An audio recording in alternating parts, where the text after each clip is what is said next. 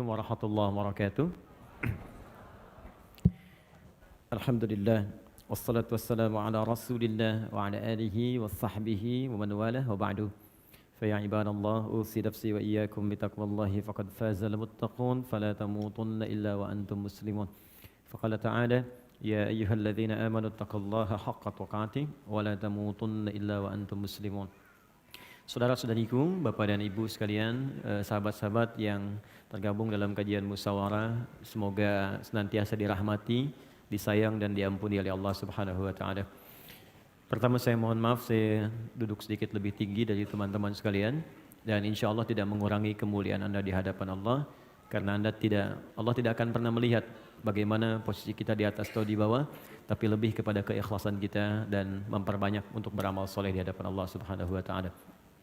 Kemudian yang kedua, teman-teman sekalian, hari ini saya akan melanjutkan kembali apa yang telah kita kaji di pertemuan-pertemuan yang telah terdahulu, yaitu terkait dengan fikih salat.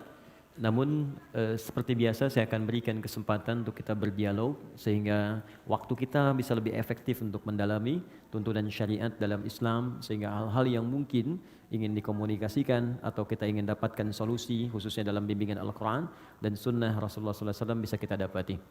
Ya, kita akan coba masuk dulu pada kajian kita sehingga kurikulum kita bisa tersambung. Ya, saya mohon izin kita membuat sebuah kurikulum supaya kajian kita teratur gitu ya, dan ada bahasan yang jelas untuk dikaji.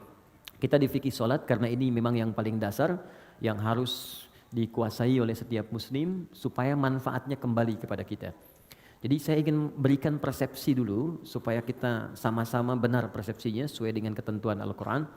Allah menyampaikan semua ibadah yang saya perintahkan itu sesungguhnya manfaatnya kembali kepada kita yang menunaikan, bukan kepada Allah. Jadi even Allah memerintahkan kita sholat pun, Allah nggak butuh dengan sholat kita. Semuka langit dan bumi tidak menunaikan sholat, tidak akan pernah menurunkan status Allah sebagai Tuhan. Tetap Allah Tuhan. Tapi ternyata kata Allah, kita yang butuh dengan sholat itu. Karena saat kita menunaikan sholat dengan sempurna, maka semua manfaat sholat kembali kepada diri kita. Apakah itu sifatnya ketenangan? Orang sholat pasti akan cenderung jiwanya lebih tenang kata Allah. Quran surah ke-20 ayat ke-14 digabungkan dengan Quran surah ke-13 ayat 28. Orang sholat dijamin oleh Allah hidupnya lebih bahagia. Quran surah ke-23 ayat 1 sampai dengan 2. Orang sholat dijamin oleh Allah doanya cepat terkabul. Anda dekat dengan orang tua memberikan apa yang kita minta. Anda dekat dengan pimpinan di kantor, maka akses pekerjaan dimudahkan.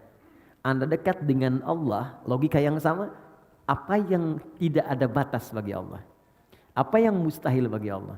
Maka orang yang sholat, apapun yang dia minta, sepanjang benar sholatnya, maka Allah akan cepat mengabulkan apa yang dia minta. Itu ada di Quran surah ketiga ayat 38 sampai 39. Bahkan nanti ada orang yang sering menyebut Allah dan dia sering disebut Allah. Saking disanjungnya oleh Allah, ada orang yang belum minta seketika kebutuhannya dipenuhi oleh Allah Subhanahu wa taala. Itu di Quran surah kedua ayat 152. Fadhkuruni adzkurkum. Zikir padaku, aku akan menyebutmu. Di antara makna zikir itu salat. Quran surah ke-20 ayat ke-14. Orang salat pasti baik. Karena itu Nabi mewasiatkan pada setiap orang tua supaya anak itu dari kecil dididik sholat. Nah, ini sering saya tekankan pada pendidikan sekarang nih. Ya, ada teman-teman yang buka TK, SD dan sebagainya. Ini kadang tangganya melompat lebih jauh. Ya, tangga kedua belum selesai, sudah naik ke tangga kelima. Anak TK sekarang fikih sholat belum selesai, fikih haji udah manasik gitu. Ini untuk sinergi aja gitu ya. Baik, jadi kenapa Nabi minta ajarkan anakmu dari sejak kecil sholat? Karena rahasia sholat selanjutnya akan membentuk pribadi baik. Itu rahasianya di Quran surah ke-29 ayat ke-45. Inna sholata tanha 'anil fahsya'i wal munkar. Sungguh sholat yang ditunaikan dengan benar akan menjauhkan pelakunya dari dua sumber keburukan. Satu fahsya, dua munkar. Tidak ada yang ketiga. Jadi prinsipnya semua orang yang sholat pasti mendapatkan manfaat-manfaat terbaik dalam hidup. Tapi pertanyaannya, mohon izin, maaf sekali lagi, kenapa kita melihat orang sholat bahkan tidak mendapatkan satu di antara apa yang disampaikan tadi? Quran mengatakan orang sholat pasti baik. Tapi kenapa sekarang ada orang sholat berbuat yang tidak baik?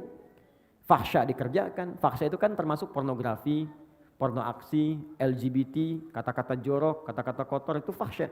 Betapa banyak sekarang orang berkata yang kotor, menonton yang tidak baik, tapi juga sholat. Kan unik gitu. Mungkar itu jelas, semua yang diingkari hati.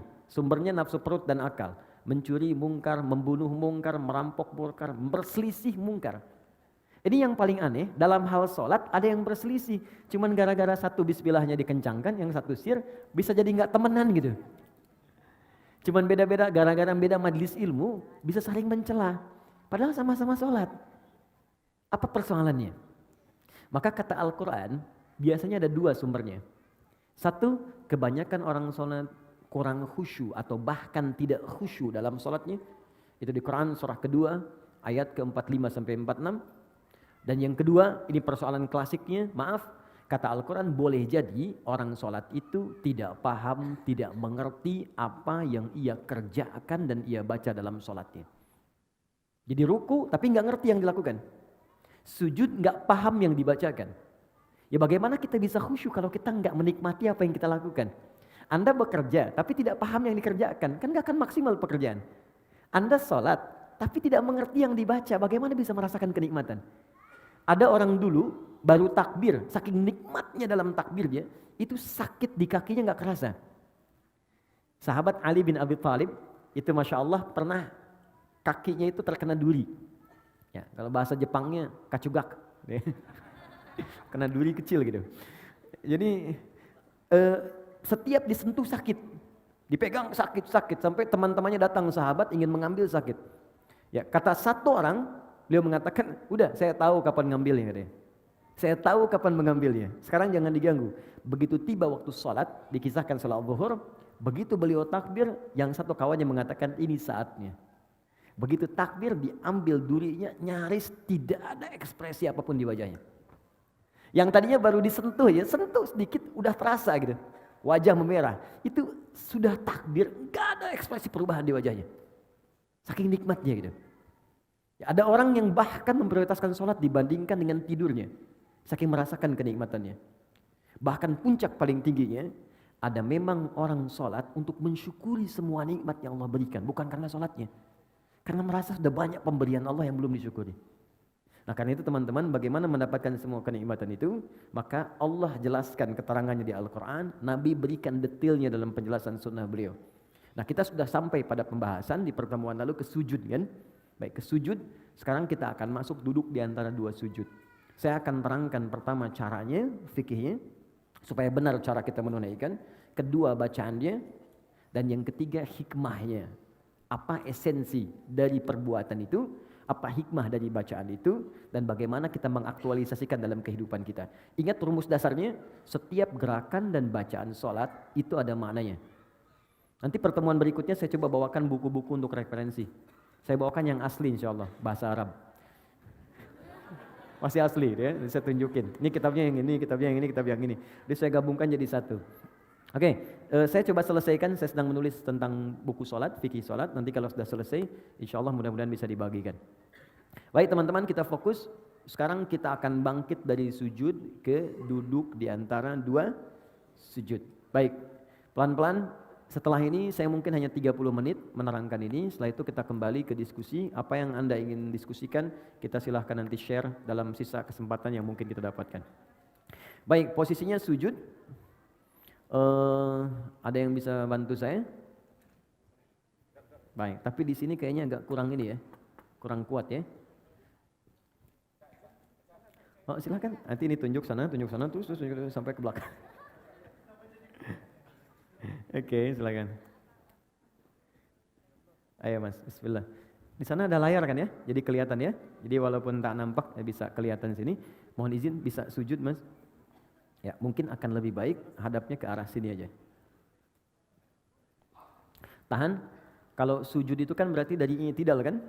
Ya, saya mulai dari i'tidal, bangun dulu sebentar. Ya, sami'allahu liman hamidah. Oke, tahan sebentar sampai sini. Ini bisa tangannya diangkat menghadap ke sana, depan. Bisa sejajar dengan bahu di sini, ya. Di hadis Muslim nomor hadis 397, termasuk di Al-Bukhari nomor hadis 711. Kalau ditanya siapa yang meriwayatkan, namanya sahabat Abu Hurairah, Dapatnya dari mana? Namanya Khalad bin Rafi Az-Zuraiqi, langsung dari Nabi SAW. Jadi kalau Anda mengangkat tangan, boleh sejajar dengan bahu, hadwa mankibaihi, atau sejajar dengan daun telinga, naik sedikit di sini. Ya, di sini. An-Nasai nomor hadis 1101. Kemudian dalam ruku kemudian i'tidal, sami Allahu liman hamidah, ini tangan ada 3 pilihan. Pertama, boleh diangkat sejajar dengan bahu di sini. Kedua, sejajar dengan daun telinga. Atau yang ketiga, mursal, tangan tidak mengangkat sama sekali. Cukup kita bangkit, sami Allahu liman hamidah. Ini biasanya dipraktekkan yang ketiga di mazhab Maliki. Ya, dari Imam Malik. Sekarang penyebarannya di Afrika Utara dengan wilayah Mediterania. Jadi misalnya ada Libya, Tunisia, Maroko, Aljazair. Maroko itu combine dengan Syafi'i, nyebrang sedikit ke Italia, ke Spanyol, ke Prancis, daerah sana, itu Maliki. Jadi kalau bismillahnya nggak dibaca, kalau sholat tangannya langsung begini. Jadi begitu dia begini, misal Anda sedang umrah nih ya, di Ka'bah atau sedang haji, mudah-mudahan yang belum berangkat bisa segera insya Allah.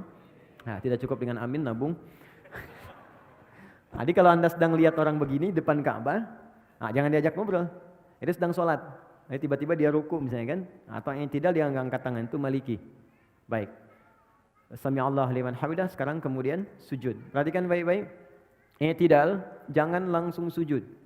Kata Nabi, hatta ta'tadila qa'iman, sampai engkau tegak berdiri dengan sempurna. Jadi begitu ini turun, sami Allahu liman hamidah, rabbana walakal hamd. Ingat maknanya? Masih ingat hikmahnya? Orang yang rukunya benar kepada Allah. Ruku itu artinya taat, patuh. Di ruku itu filosofisnya bukan sekedar diminta formalitas ruku dan lurus semua, tidak. Tapi ini gambaran kepatuhan kepada Allah. Karena orang Romawi dulu, orang Persia ketika menghormat kepada rajanya, itu mereka ada yang ruku begini. Ada yang sujud, dan itu gambaran patuh sempurna. Jadi kalau diperintahkan, mungkin teman-teman lebih tahu lah film-film kolosal masa lalu kan. Kalau prajurit diperintahkan kan ada kepatuhan, siap gitu kan. Dan dia mengerjakan apapun, termasuk mengorbankan nyawanya. Maka Allah meminta kepada kita, Anda pada manusia aja bisa patuh sempurna. Kenapa pada saya yang menciptakan Anda nggak patuh sempurna? Maka dibalik oleh Allah, rukulah yang sempurna. Makanya saat ruku semua diminta sempurna, dari kepala sampai bagian belakang diurutkan. Ini gambaran kepatuhan kita kepada Allah. Makanya kita katakan subhana rabbiyal azim wa bihamdi. Ya Allah, kalau ada orang yang dihormati oleh orang lain dalam kehidupan, ada makhluk yang disanjung, maka tidak ada yang paling tinggi, paling azim kecuali Engkau. Subhana rabbiyal azim, dan aku puji Engkau. Nah, orang-orang yang rukunya benar kepada Allah, dia patuh pada Allah, diminta dikerjakan, suruh ditinggalkan dia tinggalkan, maka Allah akan angkat derajatnya. Jadi iman itu kalau sudah kuat, tandanya patuh. Makanya iman sering disertakan dengan amal soleh. Amal soleh itu ujian kepatuhan. Quran surah 103. Ya, wal 'asr innal insana lafi khusr illa alladzina amanu wa amilus shalihat. Jadi kalau orang sudah beriman, itu tandanya tanda patuh. Diuji dengan amal soleh, ada sholat, makanya sholat dibuka dengan kalimat iman. Alladzina yu'minuna bil ghaib wa yuqimuna shalah. Iman dulu baru sholat. Puasa dibuka dengan iman. Al-Baqarah 183, ya ayyuhalladzina amanu kutiba alaikumus shiyam. Iman dulu baru sholat. Artinya kalau kita sudah ruku, kita itu siap patuh. Kata Allah kerjakan, kerjakan. Kata Allah tinggalkan, tinggalkan. Dan kata Allah, aku enggak butuh dengan itu, ini untuk kamu. Makanya orang-orang yang imannya sempurna, maksudnya patuh, maka Allah akan angkat derajatnya. Maka digambarkan lewat i'tidal. Allah mengangkatnya dengan sempurna. Itu dalilnya ada di Quran surah ke-58 ayat 11. Yarfa'illahu alladhina amanu minkum. Allah akan angkat derajat orang-orang yang sempurna imannya di antara kalian. Ditunjukkan dengan kepatuhan. Begitu diangkat dikatakan sami Allahu liman hamidah. Ya Allah, saya mendengar apa yang kau perintahkan, saya patuh. Sami'na wa ata'na. Ya, hamidah, saya puji engkau dengan segala kemuliaan engkau berikan kepada saya. Maka Allah katakan, kau mau minta apa saya berikan. Maka kita katakan, masih ingat di pertemuan lalu? Ya, sami Allahu liman hamidah, rabbana walakal hamd. Mil'as samawati wa mil'al ardi wa mil'a ma syi'ta min syai'in ba'du. Kata Allah, silahkan kamu minta apapun sekarang. Mau sepenuh langit, sepenuh bumi, atau antara langit dan bumi, atau antara apa yang belum aku sebutkan engkau ingin mintakan. Minta sekarang. Maka saat minta itulah ada posisi yang paling tinggi untuk meminta, yang bebas kita memohon. Dalam berdiri terbatas, ruku terbatas. Sekarang yang selanjutnya itu yang paling dahsyat. Sangat luar biasa, itulah sujud. Tapi ada rahasia setelah sujud, itu pun sangat istimewa. Maka kita diminta sujud, turun. Ruku, kemudian yang tidak, kemudian sujud, kita lihat, tahan, berhenti. Ini pakai lutut, boleh ya? Boleh. Masih ingat dalilnya? Abu Daud nomor hadis 838 dari Wa'il bin Hujur. Boleh juga pakai kedua telapak tangan turun.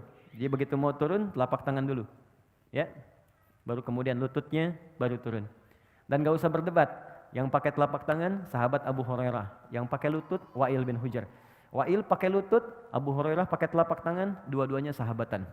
Ya, dan dua-duanya sahabat dan mulia di hadapan Nabi. Anda sahabat bukan, tabi'in bukan, ulama bukan, satu lutut, satu telapak tangan ribut gitu kan. Anda siapa? Ya, yang lutut benar, telapak tangan benar. Yang salah yang pakai kepala duluan. Ingat itu. Oke. Sujud. Oke, tahan sebentar. Mohon izin. Maaf, mudah-mudahan kelihatan. Teman-teman, kata Ibnu Abbas radhiyallahu taala anhuma, umirtu an asjuda ala sab'ati azamin. Aku diperintahkan sujud dengan 7 anggota tubuh menempel.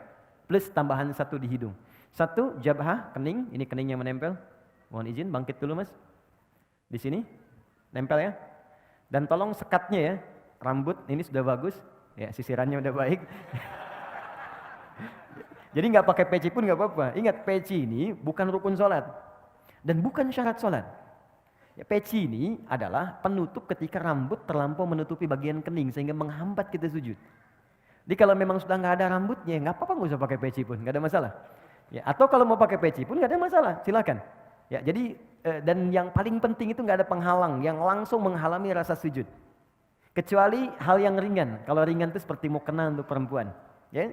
Atau misalnya kain tertentu seperti sejadah, boleh sepanjang nggak terlampau empuk. Awas, ingat, saya ingatkan. Nabi melarang kita sujud di tempat sujud yang terlampau empuk seperti bantalan.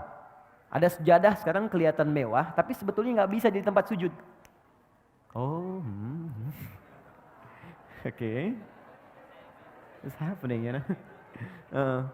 Oke. Nah itu nggak bisa, dilarang oleh Nabi. Kenapa? Karena nanti akan menghambat menempelnya kening dengan sempurna. Nah nanti kata Nabi, idza sajadta famakin sujudak. Kalau engkau sujud, tempelkan dengan sempurna sehingga terasa ada penempelan antara kening dengan tempat sujud. Dan sekarang ketika diteliti secara ilmiah ada titik God spot di sini. Itu enak. Jadi kayak kita tuh kayak sujud itu kayak mengalir ke puncak ke dalam kepala kita, ke bagian yang tengah ini. Dan biasanya kalau awal-awal belum sempurna itu agak pusing dulu awalnya. Setelah itu nikmat. Ya, itu yang pertama jabah. Dan ini mohon izin, jangan sampai berdoa dulu sebelum yang 7 ini sempurna. Jadi begitu kening sudah menempel, yang kedua telapak tangan, 2 telapak tangan, jadi hitung 3, 1, 2.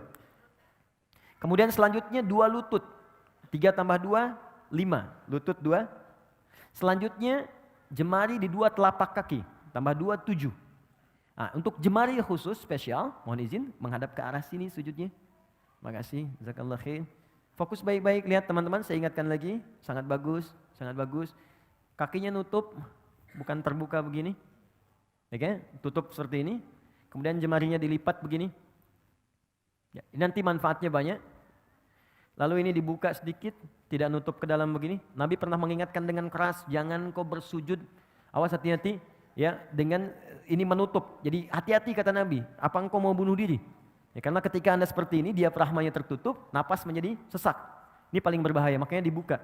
Ini saya tekankan karena ada sebagian mengatakan kalau perempuan itu ada yang mengatakan ditutup begini, itu tidak. Sama laki-laki dengan perempuan, sama saja. Kecuali dalam takbir di awal, perempuan tuh boleh rapat begini. Itu di Syafi'iyah. Karena dulu nggak ada hijab seperti sekarang. Ya, jadi terbuka pendek, makanya saat bertakbir begini akan kebuka. Karena itu ditutup begini. Ya, seperti ini. Kemudian kata Nabi, usahakan ini ada rongga. Ya, kalau dalam bahasa Arab di hadisnya anak kambing kalau lewat dia bisa lewat. Tapi anak kambing itu ukuran bagi orang Arab kecil. Bagi kita mungkin anak kucing gitu kan, atau kucing. Jadi kalau sekarang Anda sudah diminta anak kambing lewat ukuran kita, orang sekarang mungkin nggak akan pernah lewat. Ya. Poinnya ada jeda. Sekarang bangun Mas, izin. Perhatikan baik-baik. Tanya apa dulu. Oke, fokus. Dalam sujud, saya mau masuk ke bangkit dari sujud. Dalam sujud, ketika Anda kemudian ingin sujud, itu perintahnya langsung dibocorkan oleh Nabi rahasianya. Fokus, kata Nabi, kalau Anda minta, ingin cepat dikabulkan, dan banyak permintaan, lakukan dalam sujud. Ya, lakukan dalam sujud. Saya ulang, lakukan dalam sujud. Dan itu bahasa Nabi banyak diungkapkan kepada sahabat, termasuk Ibnu Abbas radhiyallahu taala anhuma. Ya, idza sajadta fa'aksirud doa. Kalau engkau sujud, maka perbanyak doa dalam sujud. Dalam sujud ini ada doa yang standar. Yang standar yang saya ajarkan di pertemuan lalu, ya subhana rabbiyal a'la atau subhana rabbiyal a'la wa bihamdi atau subhanakallahumma bihamdika Allahumma ighfirli. Setelah itu baru pembuka. Setelah itu silakan minta yang seluas-luasnya. Ada yang di rumah tangga kebutuhan, minta. Dan enggak perlu dilafadzkan dalam hati kita.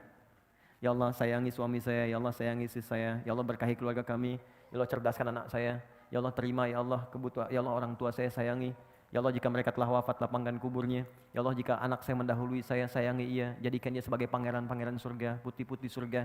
Karena sementara itu tertukar, ada yang ayahnya wafat duluan, ibunya duluan, ada anaknya dipanggil duluan. Nabi pernah berita gembira pada seorang ibu yang mengandung, tiba-tiba ketika melahirkan anaknya wafat. Ibu itu bersedih, lalu turun sebuah kalimat yang sangat indah. Dia sudah menjadi bidadari dan pangeran di surga. Kenapa engkau orang tuanya mesti bersedih? Dan kalau orang tuanya benar, beramal dengan sempurna, maka anak itu akan menghijab dia dari neraka. Itu tabungan yang sangat indah. Ada orang tua mendidik anak sampai dewasa dan belum sampai level itu. Anda dikasih hadiah duluan gitu. Di bahasa Nabinya begitu, kamu saya kasih hadiah, kenapa kamu bersedih? Dan semua orang akan wafat sesuai dengan ajalnya. Ima sekarang atau besok. Kamu menangis pun tidak akan menghentikan ajal dia tiba. Tapi engkau berjuang, engkau mengandung, engkau berdoa. Dan engkau menginginkan anakmu baik, aku kabulkan. Dan dia akan menghijab engkau sampai di akhirat. Cuman jangan sampai engkau berpisah dengan dia. Anakmu sudah fitrah baik, engkau berbuat maksiat. Makanya orang tua yang menjaga kesolehannya, walaupun misalnya nggak sempurna seperti orang lain, nggak hafal Quran. Banyak sahabat Nabi nggak hafal Quran, nggak rajin tahajud. Dia mengerjakan sholat fardu, dia mengerjakan sholat sunnah, mencoba lebih baik lagi, semampu dia lakukan. Kemudian dia wafat. Dan dia punya tabungan itu. Maka kata Nabi, anak itu akan menghijab dia dari neraka. Ya, Islam itu kadang dibacanya pakai dalil gitu dan pakai jiwa. Kalau iman kita ikuti, maka akal akan mengikuti itu. Nah yang paling menarik minta dalam sujud. Jangan sia-siakan, makanya Nabi itu lama sujudnya. Banyak orang salah persepsi, mengira sujud terakhir yang paling lama. Yang hanya lama. Padahal setiap sujud itu lama. Cuman yang terakhir itu kenapa lebih lama? Karena Nabi itu rindu menuju sujud berikutnya. Menunggu sujud berikutnya itu lama, Bu. Ya, karena waktu sholat yang berikutnya itu harus ditunggu. Gini, Anda sedang mencintai seseorang. Berpisah beberapa saat kan nunggunya lagi lama kan? Anak mau pergi nih. Kita sangat mencintai anak kita. Dan dia baru kembali pekan depan, nunggunya lama kan? Makanya di bandaranya tungguin. Sampai pesawatnya naik, diliatin. Garudanya udah terbang, padahal naiknya pakai Emirates sebenarnya kan. Diliatin, sama Nabi itu tidak ada puncak kerinduan kecuali saat sholat ketika menghadap Allah. Makanya sujud terakhirnya lama karena beliau mengharapkan perjumpaan sujud kembali. Nah untuk kitanya doa yang diperbanyak. Tapi ingat, ini pengantar kepada duduk di antara sujud. Saya akhiri pengantarnya. Sujud bukan sekedar meminta kita untuk berdoa. Tapi itu adalah puncak kepatuhan yang paling dalam sebagai ikrar komitmen kita kepada Allah supaya kita benar-benar patuh dalam hidup ini dari ujung kepala sampai ujung kaki. Anda bayangkan, ruku saja, ruku benar, komitmen patuh kita, Allah akan angkat derajat kita. Maka bagaimana dengan orang yang komitmen dari ujung kepala sampai ujung kakinya akan patuh kepada Allah? Ya Allah saya siap patuh, saya akan gunakan mata saya untuk melihat apa yang engkau perkenankan saja. Yang tidak engkau perkenankan, saya tidak akan lihat. Tundukkan, tunduk, sujud. Patuh. Ya Allah saya patuh, lisan saya hanya akan saya gunakan pada yang apa engkau inginkan. Yang engkau larang, aku akan jauhi. Maka tunduk, patuh, sujud, jatuhkan oleh kita. Dari ujung kepala sampai ujung kaki. Maka tahu apa yang terjadi? Begitu Anda kemudian bisa melakukan itu dengan semaksimal yang kita bisa, maka kita akan diangkat lagi oleh Allah dan langsung diberikan oleh Allah 6-7 jenis kalimat yang kalau itu dibacakan sudah selesailah semua persoalan kehidupan kita dunia sampai akhirat. Ya, dan cara mengangkatnya bukan berdiri lagi. Karena orang saat diangkat berdiri pun bisa lelah. Tapi Allah dudukkan. Bukankah duduk lebih santai dibandingkan dengan berdiri? Maka orang setelah sujud, bangkitlah dia dari sujudnya. Tidak langsung dia berdiri, tapi diminta duduk di antara dua sujud itu. Perhatikan, sujud. Silakan, Mas. Bismillah. Nah, silakan. Itu biasa, kiblat itu bisa beralih ya dari Masjidil Aqsa ke Masjidil Haram. Boleh, boleh silakan, boleh. Iya, asal tidak ke Old Trafford aja. Oke, bismillah. Sudah? Sekarang sudah sujud, paham ya? Kenapa diminta sujud? Bukan sekedar kita memohon kepada Allah, tapi permohonan itu diikat dengan komitmen. Ingat, kalau Anda ingin cepat dikabulkan permohonannya, maka cepat pula lakukan apa yang Allah mintakan. Adil kan? Kata Allah, saya minta ini, kerjakan. Begitu kita kerjakan, kamu minta apa? Saya kabulkan. Nah, ini gambaran patuh dari ujung kepala sampai ujung kaki. Begitu semua dikerjakan dengan baik, Anda bangkit. Maka Anda katakan, Allahu Akbar. Baik? Ya, saya masuk ke caranya dulu. Saya masuk ke fikihnya. Yuk kita mulai ke cara duduknya. Mohon izin, maju sedikit. Terima kasih. Ya, silakan duduk. Oke, fokus baik-baik. Teman-teman, ada 2 jenis duduk dalam salat. 1, iftirash. 2, tawarruk. Ya, saya tuliskan sebentar. Jangan nengok, sedang salat. Oke. Saya mau izin, saya pakai jubah hari ini karena ada yang ngasih saya. Saya kalau dikasih saya langsung pakai untuk ibadah dulu. Ya, setelah itu baru saya simpan. Jadi untuk menyayangi orang yang ngasih. Lihat sini. 1 iftirash. Enggak pakai hamzah. Iftirash pakai sin besar. 2, tawarruk. Pakai kaf. Gini, pelan-pelan. Boleh melihat ke sini kalau ingin melihat ke sini, ya. Iftirash akar katanya dari kata farasya. Kemudian ada firash, sesuatu yang terhampar, terbentang. Ya, Quran surah kedua Al-Baqarah ayat ke-22. Allazi ja'ala lakumul arda firasya. Allah yang telah menjadikan bumi itu di dalamnya ada hamparan. Ini bukan bumi datar. Ya, bukan bumi datar. Maksudnya di bumi itu kalau Anda keluar dari bumi, pengen tahu bentuk bumi, keluar dari bumi, lihat. Maka akan Anda lihat bentuknya. Tapi kalau Anda hidup di bumi, supaya saya mudahkan kehidupan, saya jadikan hamparan supaya Anda bisa pijak. Nah, firash itu hamparan. Kasur disebut firash karena terhampar. Kalau kasurnya bulat nggak bisa kita tidur di situ. Ya. Kemudian yang paling menarik, kalau kita berusaha menghamparkan sesuatu dengan sempurna, maka tambahkan alif dengan ta sehingga kalimatnya berubah dari firash menjadi iftirash.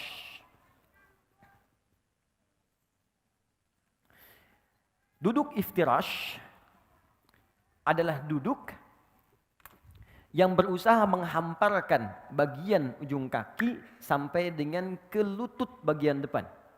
Sehingga ketika bangkit dari sujud, ya, hamparkan bagian lutut bagian depan sampai dengan ke ujung kaki. Dan duduk dengan sempurna, baik itu yang kaki sebelah kanan ataupun yang kirinya. Bagaimana cara duduknya? Kita lihat dulu. Saya ajarkan caranya dulu sebelum kebacaan. Izin. Bismillah. Lihat sini teman-teman. Nah ini, jadi ketika kakinya dihamparkan, dilipat ke belakang. Jelas? Kemudian yang kedua, mohon maaf, ini kaki bagian belakang yang jarinya dilipat, ini bagus sekali. Nah, yang ketiga, ini yang paling penting. Ada bagian kaki kiri yang sebagiannya itu dihamparkan ke arah dalam untuk diduduki. Seperti firash, kasur, kan kita hamparkan untuk diduduki, ditiduri gitu kan. Ini seakan-akan tumpuan bagian belakang tubuh kita itu menduduki bagian kaki sehingga disebut dengan iftirash namanya. Jelas ya? Baik. Ini hamparkan kaki yang bagian dalam, seperti ini, bagus, angkat sedikit, maaf. Ini, seperti ini. Ini yang disebut firashnya. Iftirash melipat kaki yang ini, menghamparkan yang ini, melipat kaki bagian yang kiri, lalu diduduki. Ya, jelas ya? Baik, jadi seperti ini sudah bagus sekali. Yang ini dilipat jarinya. Seperti ini. Awas hati-hati, ada sebagian beberapa kesalahan. Seperti ini, misal kiri, kemudian kanan begini, lalu begini. Ya, ini cara duduk yang tidak tepat. Ini kelihatan. Baik ya. Atau begini. Ya, kelihatan. Yang kiri dilipat yang kanan, ditumpu baru begini. Ini cara duduk yang tidak tepat. Ya, jadi yang tadi yang sempurna. Tapi kalau sedang ada darurat, ada kendala di lutut yang kanan, jangan dipaksakan dilipat ya. Itu boleh. Kaidah fikihnya ad-darurat tubihul mahdzurat. Yang darurat boleh melakukan yang dilarang. Misal, saya nggak bisa begini, bisanya ke depan. Dalam kaki ada masalah, boleh ke depan begini. Ya. Dan yang samping nggak usah negur, woi nggak sopan. Dia bilang batal sholatnya tuh, ya dua-duanya batal. Oke. Kalau ngobrol. Oke, satu sudah. Kedua, badan tegak, yang ini. Dia tidak maju ke belakang, tidak mundur juga, dia tegak sempurna. 3, posisi tangan. Tangan ada 2 posisinya. Bisa di sini, pas di paha, di atas lutut. Ya, lebih enak begini. Di paha, di atas lutut begini. Atau bisa turun sedikit ke lutut begini. Jelas ya? Jadi bisa sama laki-laki dan perempuan, tidak ada beda. Bisa di sini, atau turun sedikit. Jelas? Oke, kalau sudah jelas, posisi ini harus dilakukan dulu sebelum kita berdoa. Jadi bukan naik langsung doa. Bahkan ada yang belum duduk udah berdoa. Rabbighfirli warhamni, duduk aja belum gitu. Ya. Jadi Nabi mengajarkan duduk dulu dengan sempurna supaya darah mengalir dengan nyaman dulu. Kitanya enak dulu, jadi berdoa dalam keadaan enak. Seperti begini, teman-teman kalau doa bangun tidur apa? Hah? Kullu nafsin dha'iqatul maut. Alhamdulillahilladzi ahyana ba'da ma amatana wa ilaihin. Oke, tapi itu kan tahap ketiga. Mana tahap pertama keduanya? Kembalikan ke hadisnya di Ibnu Abbas. Hadisnya di Abu Daud dari Ibnu Abbas radhiyallahu taala anhuma, nomor hadis 1369. Ya, jadi kata Ibnu Abbas, kana Nabi sallallahu alaihi wasallam, ya adalah Nabi sallallahu alaihi wasallam idza staiqadha min naumihi, kalau bangun dari tidurnya itu enggak langsung doa. Ini bukan bangun berdoa, tidak. Fajalasa, maka duduk sebentar. Duduk dulu. Di sunnahnya begitu bangun duduk. Wa athara biyadihi, ya, wa masaha biyadihi min athara naumi. Wa masaha biyadihi min athari naumi, kemudian menghapuskan, menghilangkan dengan bagian tangan yang diduga bersih. Makanya sebutnya yad. Ya, kalau ini diduga bersih pakai ini, kalau ini diduga bersih pakai ini, boleh. Karena nanti kalau diduga kotor, sunnahnya cuci dulu. Karena kita nggak tahu bagian mana yang menyentuh sesuatu yang kotor saat kita tertidur. Ada kotoran misalnya tersentuh dan sebagainya. Ya. Maka hapuskan dulu bekas ngantuknya. Setelah ngantuknya hilang, baru berdoa. Jadi bukan berdoa saat ngantuk. Karena ada orang baru bangun duduk begitu sudah berdoa. Alhamdulillahilladzi ahyana ba'da. Ini berdoa dalam keadaan nggak sadar. Saya ingin tunjukkan betapa Islam itu meminta kita mengerjakan sesuatu dengan pemahaman yang utuh. Jadi bukan mengerjakan sesuatu tapi kita nggak sadar. Bahkan ada orang belum baca doa, baru duduk sudah nggak sadar. Ya bangun 2:30 pengen tahajud, baru duduk masih begini. Begitu bangun udah jam 5 gitu. Ya. Sadar. Jadi sempurna dulu, duduk sempurna seperti tadi, itu sudah bagus sekali duduknya. Setelah itu baru kemudian baca doanya. Baik, oke, sekarang kita bacakan doanya. Jadi ada 3 jenis doa. Oke, ada 3 jenis. Ini spesial nih, saking spesialnya cahaya mengkondisikan. Oke, yang pertama ada yang singkat. Rabbighfirli, Rabbighfirli. Diulang 2 kali. Oh, enggak pakai Rabbighfirli. Rabbighfirli. Singkat sekali. Ya, Rabbighfirli. Oke. Saya ulang ya. Anda boleh ikuti. Rabbighfirli. Rabbighfirli. Cukup sekali kita ucapkan. Rabbighfirli, ulang sekali lagi. Jadi 2 kali disebutkan. Rabbighfirli, Rabbighfirli. Ini bagian pertama. Hadisnya sahih? Tahan. 2, ada yang sampai 3 lafaz. Rabbighfirli, warhamni, warzuqni. Sampai 3 lafaz. Ada yang sampai 4 sampai 5 lafaz. Rabbighfirli, warhamni, wajburni, warfa'ni, warzuqni. Ada yang 6 lafaz. Ditambahkan dengan wa'fu anni. Atau ada yang afini. Maka Rabbighfirli, warhamni, wajburni, warfa'ni, warzuqni, wa'afini. Jelas? Baik, ada yang memasukkan sampai 6 saja. Sampai wa'afini, sampai 7. Yang wa'fu anni enggak dimasukkan. Baik ya, enggak ada masalah. Karena ada beberapa referensi menyebutkan dengan tambahan wa'fu anni. Walaupun itu syarah sebetulnya. Syarah. Ya. Kalau kita cukupkan sampai wa'afini, boleh. Wa'fu anni, ada dalil juga, walaupun dalil sifatnya syarah. Tapi tidak harus langsung diperdebatkan juga. Toh tidak akan juga mengganggu sah tidaknya sholat seseorang. Balikan sini.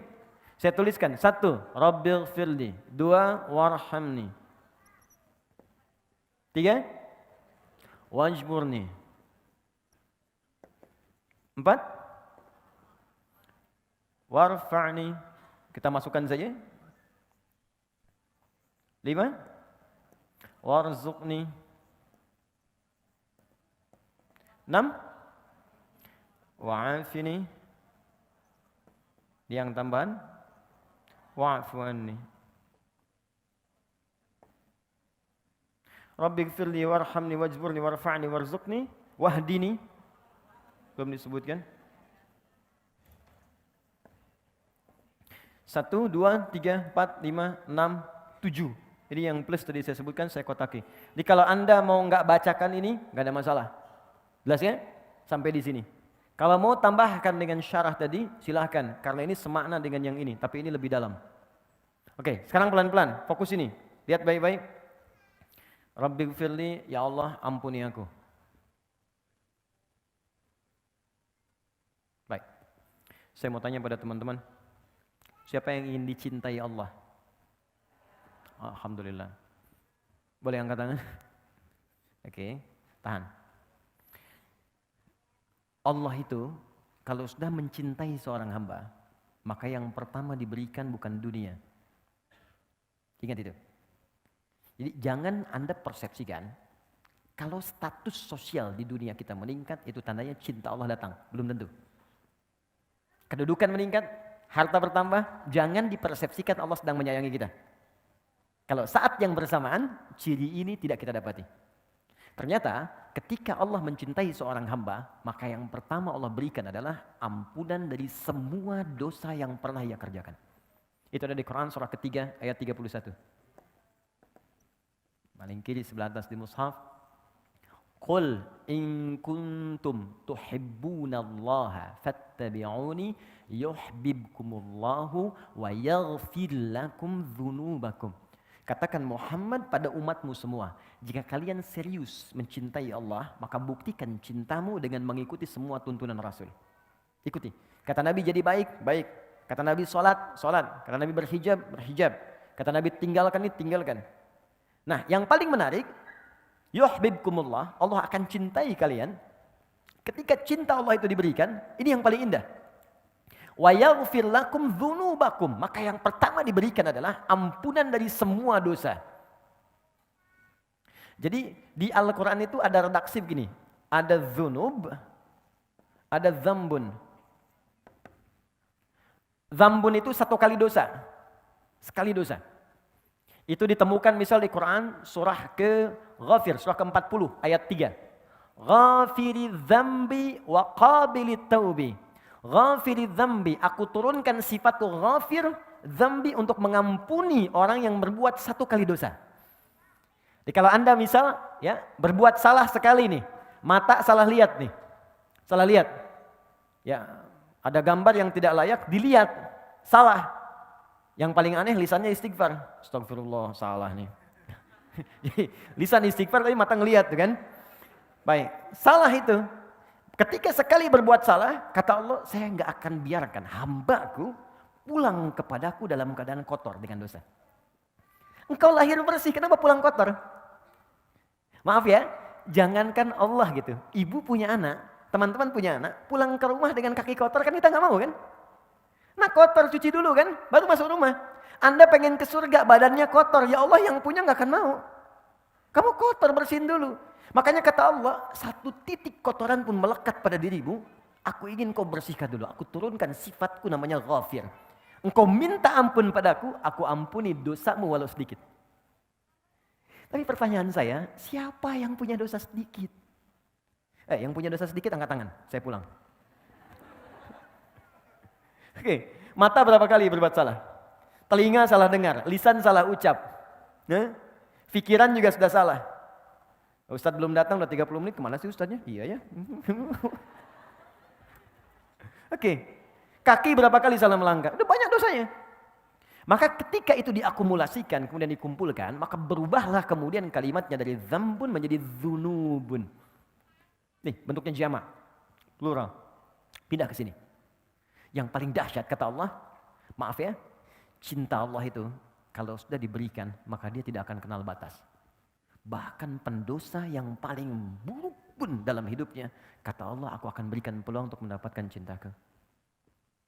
Ketika Allah memberikan cintanya, kalimatnya bukan menggunakan dzambun, tapi dzunub. Yuhibbukumullah, ketika Allah mencintai Anda, wa yaghfir lakum dzunubakum, maka aku akan ampuni semua dosa-dosa yang pernah kau kerjakan. Anda jangan takut. Kita itu sama, sepanjang kita mau mendekat. Bahkan ada ayat indah sekali. Ayat ini turun pada pelaku dosa besar yang sudah pesimis. Jadi dia udah menyimpulkan, udahlah. Ini saya lihat wajah saya ini wajah neraka nih. Udah banyak salahnya, udah hitam, udah lumpur begini nih. Orang memandang nih gak ada kesempatan ke surga, udah pokoknya jelek. Setiap orang melihat saya jelek semuanya. Dia pernah berzina, dia mabuk, dia kriminal luar biasa. Tapi tahukah Anda? Tiba-tiba pada orang ini turun satu ayat yang sangat indah, yang membuat orang itu jatuh tertunduk dan tobat di hadapan Allah. Ayat indah, Quran surah 39 ayat 53.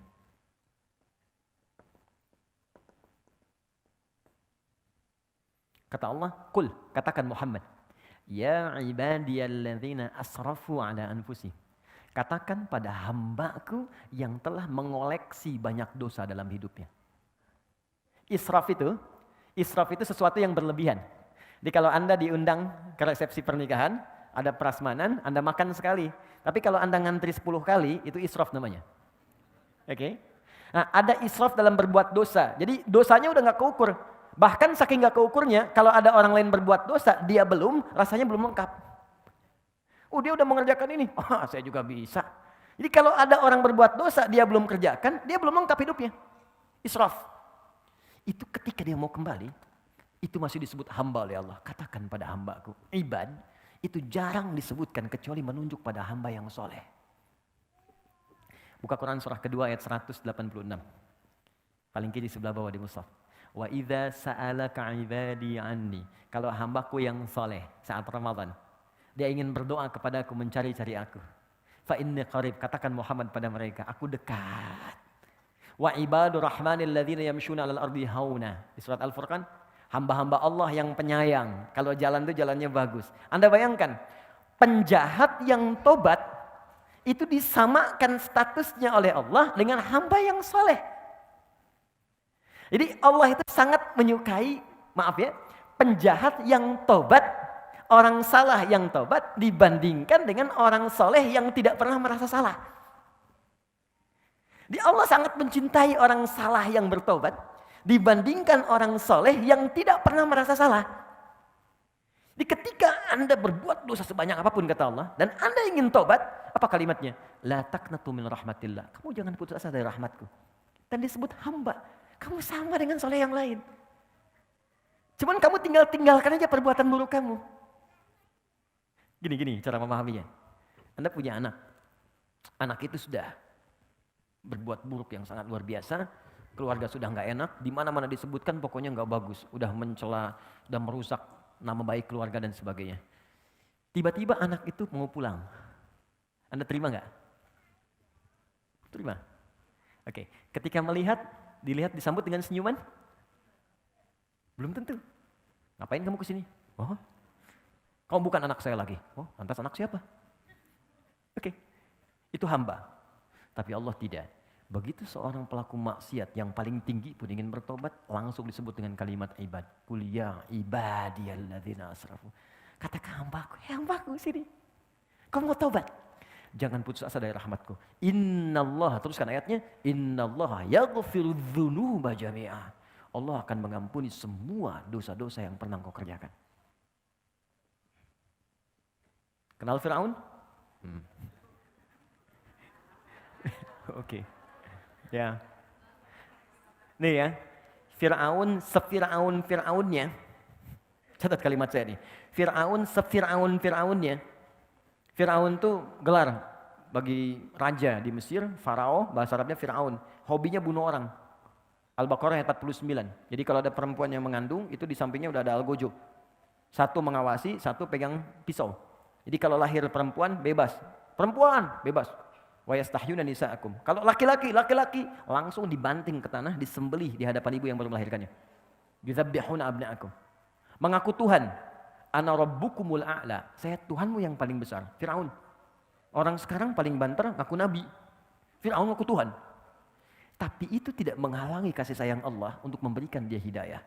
Kita sekarang sampai kiamat nabinya cuma satu, nggak pernah lihat lagi Nabi Muhammad SAW. Firaun langsung 2 nabi, Anda bayangkan. Musa dan Harun.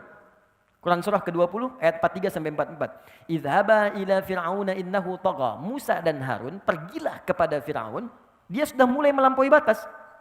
Faqula lahu qawlan layyina la'allahu yatadzakkaru aw yakhsha. Coba ingatkan dia dengan kelembutan. Mungkin dengan lembut itu dia akan sadar dia salah. Anda bayangkan, saking rahmannya Allah, seorang yang mengaku Tuhan, hobinya bunuh orang, itu masih diberikan kesempatan dapat hidayah supaya balik lagi. Sampai nyawa itu di tenggorokan itu. Jadi, maksud saya gini, kalau Allah sudah tawarkan sifat yang sempurna ini, Anda belum bertobat juga, Anda butuh apa lagi untuk berubah? Anda akan wafat. Lihatlah ke cermin, kamu akan wafat. Innaka mayyitun fa innahum mayyitun. Kamu wafat, sesuatu kamu akan pulang. Masa pulang dalam keadaan kotor? Apa enggak malu kamu lahirnya bersih, pulangnya kotor? Dan itu dibuka di hadapan Allah semua. Nah, poinnya adalah ketika Allah mencintai seorang hamba, maka dia akan mendapatkan ampunan dari dosa. Yang paling menarik, fokus baik-baik. Yang paling menarik, artinya kalau ada seseorang yang diampuni dosanya oleh Allah, maka dia sudah mendapatkan cinta Allah Subhanahu wa taala. Fokus dari sini. 1. Kata ini, Rabbighfirli adalah kalimat permintaan kepada Allah untuk memohon supaya dosa-dosa kita diampuni oleh Allah Subhanahu wa taala. Kalimat pengampunannya wa yaghfir lakum dzunubakum. Ketika kita memohon untuk diampuni, robah kalimat ini ke bentuk permintaan. Ighfir, Rabbighfirli. Ya Allah, ampuni dosaku. Ketika Anda meminta, persamaan terbaliknya, ketika Anda meminta diampuni dosa, saat bersamaan, bukankah Anda meminta dicintai oleh Allah? Karena orang yang diampuni dosa, persamaan terbaliknya akan mendapatkan cinta Allah. Jelas? Oke, sekarang kenapa kalimat ini boleh disebutkan tanpa menyebutkan kalimat yang lainnya? Rabbighfirli. Jadi teman-teman kalau sedang buru-buru, misal maaf ya, sedang jamak qashar atau sedang di perjalanan, itu ketika duduk di antara 2 sujud, Anda tidak harus menyempurnakan semuanya. Boleh cuman baca ini 2 kali diulang. Rabbighfirli. Tapi dibacanya pakai hati, bukan cuma di lisan. Maksudnya dikeluarkan di lisan, dikuatkan oleh hati. Rabbighfirli. Ketika Anda bacakan itu, perhatikan cara bacanya, fokus baik-baik. Karena ini kalimat yang sangat menentukan. Kalau Anda benar bacanya, maka Anda akan mendapatkan cinta Allah. Ini poinnya. Nah, apa gambaran bagi orang yang dicintai oleh Allah? Orang yang sudah dicintai oleh Allah, maka apapun yang ia inginkan dalam hidupnya, Allah akan kabulkan. Sepanjang itu ia butuhkan. Bahkan ada orang yang belum pernah minta, Allah langsung berikan. Anda cinta pada anak Anda minta sesuatu bukan karena belikan. Kalau Anda mampu. Anda dicintai Allah. Apa yang mustahil bagi Allah untuk diberikan pada kita?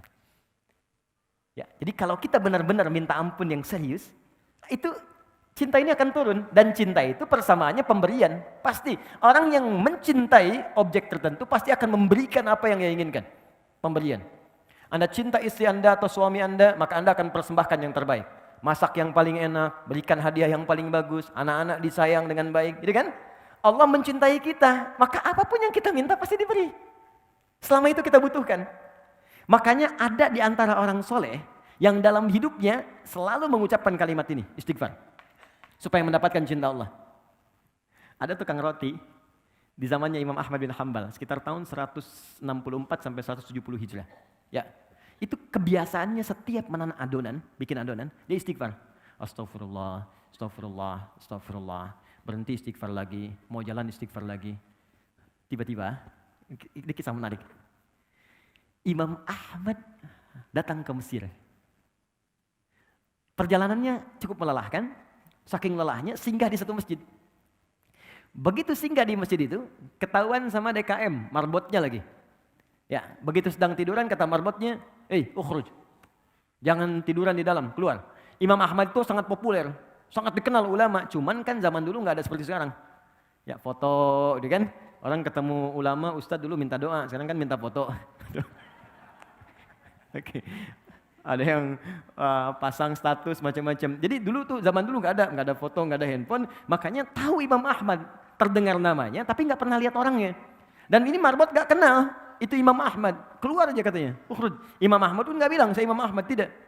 Beliau tahu fikihnya, ini boleh istirahat dalam masjid di wilayah tertentu, disuruh keluar. Kata Imam Ahmad, saya sedikit aja keluar, barwah katanya, barwah itu lebih kasar. Maka duduk di luar, di pelatarannya. Orang itu datang lagi, rawah, itu paling kasar. Jadi kalau ukhruj masih sopan keluar.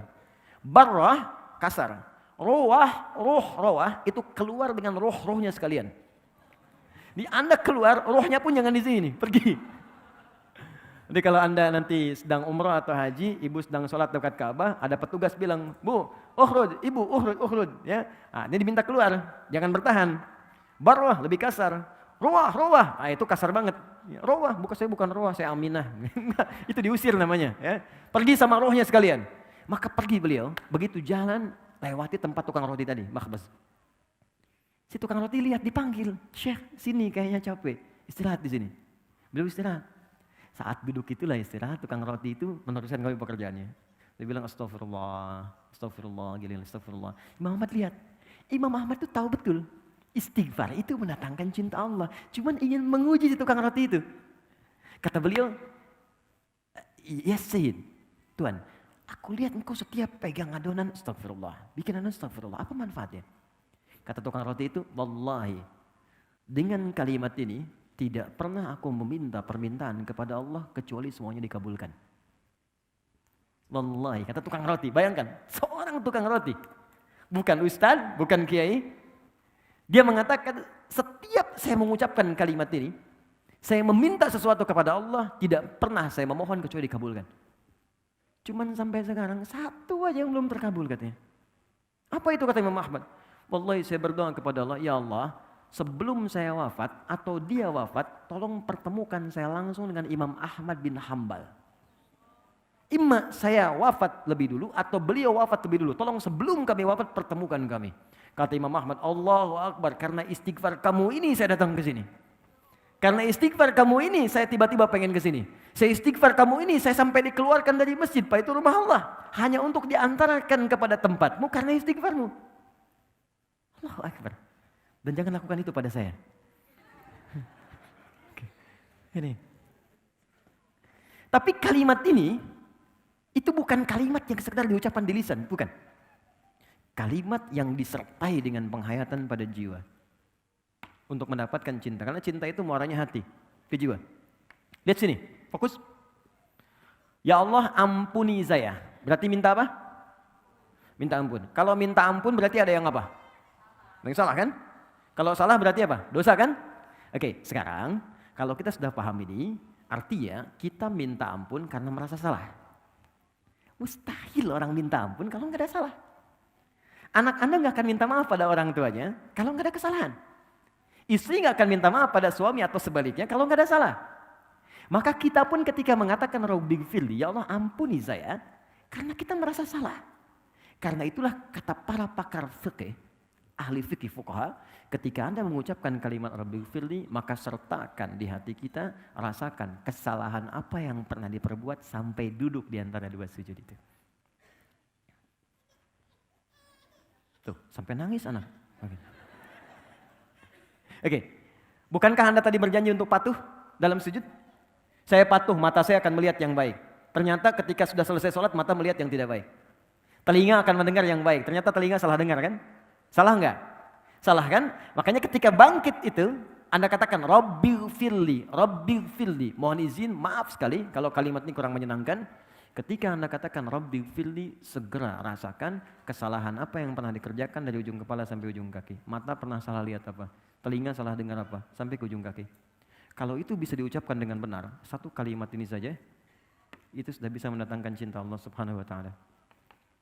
Kalau cinta Allah sudah diberikan kepada kita, maka yang 7 akan otomatis mengikuti.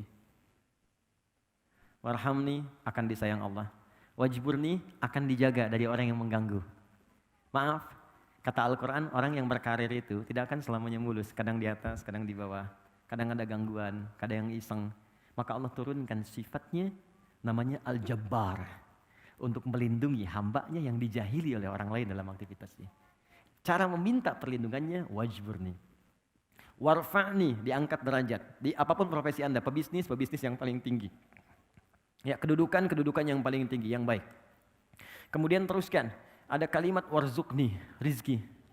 Rizki itu jangan diartikan dengan uang semata, tidak. Kesehatan rizki. Ya, Anda sehat, rizki.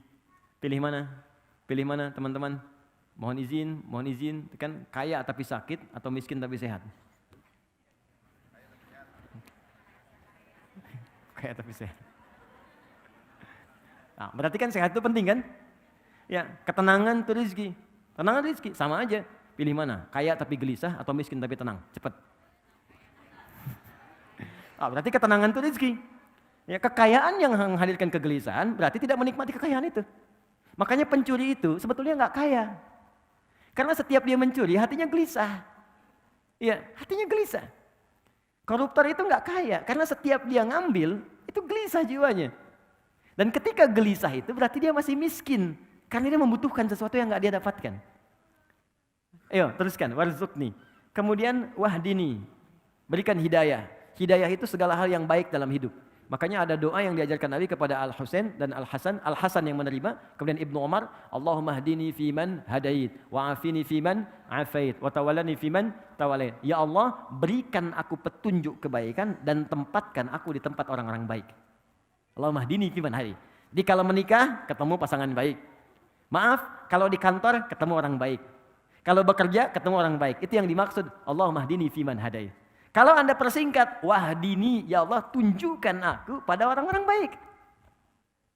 Ya, jadi ini tuh datang sendiri. Jadi kalau orang sudah diampuni dosanya oleh Allah, yang ini datang seketika. Wa'afini, sehatkan aku, jauhkan dari penyakit-penyakit yang merusak, mengganggu untuk ibadah. Wa'afu anni, maafkan aku. Kenapa ini menjadi tambahan? Karena sudah tercakup di sini. Tapi kalau mau dispesifikan, disebutkan gak ada masalah. Jelas ya? Baik, jadi teman-teman sekalian, kuncinya di sini yang ini akan mengikuti. Kapan ini diberikan? Kalau sujudnya sempurna. Kalau sujudnya sempurna. Nah, terakhir, orang yang sudah diampuni oleh Allah, maka cirinya ada dua. Pertama, dia akan merasa tidak suka dengan perbuatan buruk yang pernah menimpa atau terjadi kepadanya sebelum dia bertobat. Jadi kalau sudah disebutkan lagi nggak enak. Biasa mata melihat sesuatu yang nggak bagus, disebutkan ada tayangan nih, saya nggak mau, jangan sebut itu lagi. Atau berbuat sesuatu yang nggak bagus, datang ke tempat yang nggak baik, melakukan sesuatu yang dilarang. Begitu diceritakan nggak enak, jangan sebut itu lagi. Saya sudah berubah sekarang. Yang kedua, ciri yang kedua, selalu taubat disandingkan dengan islah. Taba wa aslaha, taba wa aslaha. Dia memperbaiki diri dengan mengerjakan perbuatan yang lebih bermanfaat. Berbahagialah kalau Anda sekarang sudah mulai pengen ke majlis ta'lim, ikut kajian. Artinya Allah sudah menginginkan kita baik. Jadi kalau Allah ingin kita baik, kitanya nggak berubah baik, lantas apa yang bisa membuat kita berubah jadi baik? Itu poinnya. Nikmati itu dan tolong jangan samakan level dengan yang lain. Ya, Anda kalau ingin mengukur, ukur dengan diri Anda. Jangan samakan dengan yang lain. Karena Allah ketika memberikan penilaian, ukurannya pribadi kita. Kita boleh kemudian merasa iri, ghibah namanya, dengan kesolehan orang. Tapi jangan mengukur kesolehan orang lain untuk menilai diri kita soleh. Tapi kita bisa berlomba untuk mencapai apa yang telah dihasilkan. Anda hijrah, belum hafal Quran. Jangan diukur kalau hijrah itu harus hafal Quran. Ukurannya saya lebih baik daripada kemarin. Ketika Anda meninggalkan perbuatan buruk itu jadi baik, itulah Anda. Solehnya Anda di situ. Tapi kalau Anda ingin mulai menghafal Quran, jadi plus untuk kita. Itu yang disebut ghibah dalam hadis. Maka dari itu teman-teman, saya simpulkan, kalau orang sudah benar diampuni, maka dirinya, singkatnya, akan dijaga oleh Allah dari perbuatan maksiat. Pertanyaan saya, bukankah Anda mengucapkan Rabbighfirli, Rabbighfirli, Rabbighfirli berapa kali dalam sehari? Zuhur 2 kali, Asar 2 kali, Maghrib 2 kali, Isya 2 kali, 8, subuh sekali, 9 kali. Anda sudah memohon minta ampun kepada Allah 9 kali dalam sehari paling minimal. Tapi kenapa masih berbuat salah? Jangan-jangan kalimat ini tidak pernah diucapkan dengan hati kita. Hanya mengalir di lisan saja. Karena itu setiap kali sholat, muncul zuhur, coba kenali apa maksiat yang kerjakan dari subuh sampai zuhur. Sehingga kita bisa sesali. Zuhur ke asar, apa yang salah? Evaluasi, kita sesali. Sampai ke isya. Kalau sampai isya benar kita istighfarnya, maka tidurnya tenang. Boleh jadi malam itu adalah malam terakhir kita terbaring di muka bumi untuk berpindah kepada alam lain dengan ketenangan yang lebih daripada sebelumnya. Dengan bawaan ampunan Allah Subhanahu wa taala. Itulah duduk di antara dua sujud. Pertanyaannya, setelah duduk di antara dua sujud, apa yang dikerjakan? Sujud lagi kan? Nah, kenapa kemudian sujud lagi? Apa bacaannya? Kenapa mesti 2 kali? Itu yang akan kita bahas di pertemuan berikutnya insyaallah. Ya, sekarang kita diskusi dulu. Kita ada waktu 10 menit menuju zuhur. Ya, kurang lebih. Saya perkenankan teman-teman kalau ada yang ingin bertanya atau kita berdiskusi, saya sampaikan. Silakan. Assalamualaikum Ustadz. Waalaikumsalam warahmatullahi wabarakatuh. Tadi kan cara bersujud kan katanya tangan itu harus agak terbuka. Bagaimana di saat sholat jamaah kan kita kan agak mepet ya? Terbatas gitu ruangnya. Itu aja. Baik. Ya, ini dari Mas siapa Mas? Farah. Mas Farah. Baik, pertama saya langsung jawab saja ya. Farah itu artinya orang yang bahagia. Dari kata fariha, ya. Dan itu diikat oleh Allah kebahagiaan itu dengan ketaatan. Jadi kalau ingin bahagia hakiki maka Anda tingkatkan ketaatan pada Allah Subhanahu wa taala. Farah itu kalau sudah mengikat dengan ketaatan maka berubah nama jadi falah. Falahun. Falah itu artinya hasil dari kebahagiaan setelah menunaikan ibadah. Makanya ketika Anda sholat panggilannya hayya 'alas shalah, hayya 'alal falah. Baik, semoga Anda dapatkan itu. Pertanyaan Anda kenapa kemudian saat sujud tangannya masih sedikit terbuka bagian siku padahal berjamaah kita itu boleh jadi kemudian dekat. Sebetulnya kalau semua orang caranya benar nggak akan kesulitan. Buktinya saat Anda takbir biasa saja. Jadi kalau semua orang caranya benar, kan Nabi itu sederhana, ketika Anda sujud, lebar tangannya selebar takbir. Dilakukan tangan, caranya ketika sujud selebar takbir. Di takbir ini kan begini, bukan begini. Ya? Begini kan? Takbir begini, bisa di bahu, bisa sejajar dengan daun telinga. Dan ini ketika sujud tidak ada yang berubah. Segini saja. Di ketika takbir kan begini, tangan dibuka kan? Ya kan? Allahu Akbar. Ya kan? Tangan di sini kan? Oke? Baik. Bagi yang perempuan, sama, tidak ada beda dengan laki-laki. Cuman di kalangan Asy-Syafi'iyah, ada yang berpendapat perempuan sedikit rapatkan begini. Kapan fatwa itu muncul? Dalam kondisi ketika kain yang dia gunakan menutup secara terbatas. Karena dulu nggak seperti sekarang, ada mukena macam-macam. Makanya ketika dibuka begini, tersingkap sebagian kainnya. Karena itu dirapatkan seperti ini. Tapi dalam sujud, sepakat itu kemudian dibuka seperti ini. Dibuka yang dimaksudkan bukan dibuka berlebihan seperti ini, tidak. Apalagi begini, tidak. Jadi dibuka standar saat takbir begini. Supaya ada ruang untuk bernafas dan tangan tidak menutup ke sini. Apa prinsipnya? Sebab kalau prinsipnya tangan itu dirapatkan seperti ini, kemudian dibawa ke sujud, maka ini akan menutup diafragma yang menghambat kita bernafas dengan sempurna. Sudah posisi sujud darah berkumpul di otak, nafas kemudian ditarik, makanya ketika bangun kan ada terengah-engah. Karena semua darah diarahkan ke otak. Ini ditutup begini, makanya ketika ada orang yang menutup, Nabi langsung marah, jangan lakukan. Buka. Kalau bisa anak kambing bisa lewat kata Nabi. Itu di zaman Nabi. Karena itu bukan berarti ketika Anda sujud membuka berlebihan begini, tidak. Yang dimaksudkan buka saja sedikit, ya kan? Sampai terbuka sehingga kita bisa bernafas dengan baik. Itu maksudnya. Jelas ya? Baik. Jadi ini disamakan dulu persepsinya. Kalau semuanya agak beda-beda, ada yang begini, ada yang begini, ya itu jadi masalah, ya kan? Jadi poinnya seperti tadi ya. Allah Ta'ala a'lam bissawab. Ada yang selain? Silakan Fadl dari teman-teman Afwad. Assalamualaikum warahmatullahi wabarakatuh. Waalaikumsalam warahmatullahi wabarakatuh. Ustadz, saya mau nanya apakah niat itu harus dilafalkan atau enggak? Baik.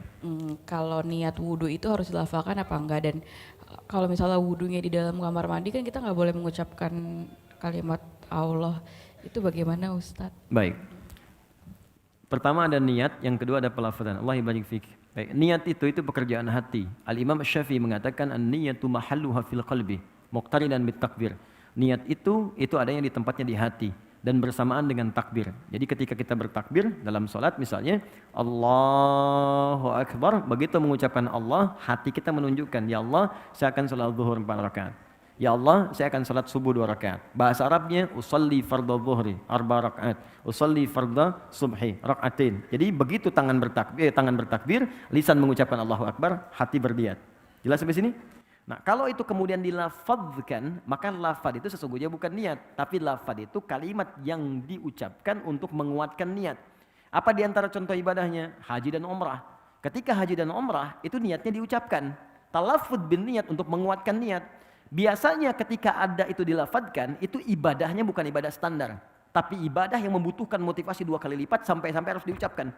Itu cuma di Islam tuh. Jadi kalau Anda sedang mengalami goncangan yang kuat untuk mengatasi keraguan kegelisahan kita, maka keluarkan lewat ucapan. Saya yakin bisa, saya yakin bisa. Masalah ini tuntas. Itu teorinya di Islam. Katakan. Makanya sering di Quran tuh kul, katakan, ekspresikan, tuliskan. Itu di kita. Yang pakai sekarang orang Jepang. Kamu bisa, kamu bisa. Ada benteng Takeshi dulu kan, kamu bisa. Sekarang orang Korea nyusul Jepang karena perkataan. Lebih daripada Nihon, lebih daripada Nippon. Orang Jepang punya Honda, dia punya Hyundai. Terus, sampai sekarang nyusul. Nah makanya dicontohkan lewat ibadah, itu filosofinya demikian. Jadi ketika kita haji, umrah, labbaik Allahumma hajjan, labbaik Allahumma umratan. Dilafadzkan untuk menguatkan motivasi niat kita. Niatnya tetap bersemayam dalam jiwanya, dilafadzkan untuk menguatkannya. Nah kasus lafadz niat itu muncul, itu kasusnya muncul di masa abad-abad para orang-orang saleh setelah peninggal Nabi sallallahu alaihi wasallam, peninggal sahabat, di tabi'in, kemudian ada pembahasan fikih. Ya, itu di mazhab Syafi'i kemudian memberikan pandangan. Apa pembahasan fikihnya? Ada seseorang yang ingin menunaikan salat, jadi dia nggak bisa khusyuk. Baru takbir nggak bisa fokus lagi. Baru takbir nggak bisa lagi. Maka kemudian diajarkan, coba baca ta'awudz. Dia baca ta'awudz nggak fokus juga.